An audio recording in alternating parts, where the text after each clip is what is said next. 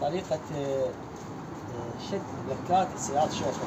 واجد نشوف أشخاص يعني يشدون بلكات على المصلحة، يقول أنا سويت إدامة شديت بلكات والسيارة خربط، بينما قبل لا أسوي الإدامة السيارة شغالة ما تخربط. وين المشكلة جاي يصير؟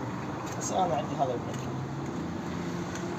ما شوفه شركة آسيا، هاي دا شده شلون أشده؟ شلون أقدر أشده؟ شوف نبدأ أجيب البلك، نبدأ أجيب البلك أجيبه أخليه بيدي هيك أنزل بيدي. هاي اللقمة من أجيبها لازم أنزلها بهدوء، أنزلها بهدوء هيك وأقفل. الخطة شنو جاي يساعدهم؟ يجيب اللقمة يضربها بكل قوته ينزلها. شو راح يصير؟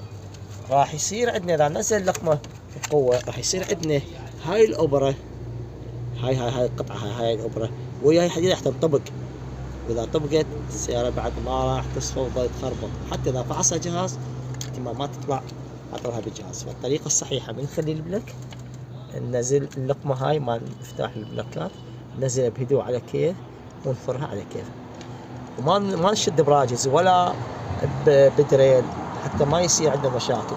بهدوء بهدوء بدون ضغط، بعد ما ياخذ سن نقفلها بالراجز وينتهي كل شيء. تحياتي ورشة مهدي ناصرية، حي شهداء مجاوة جامع المسجد.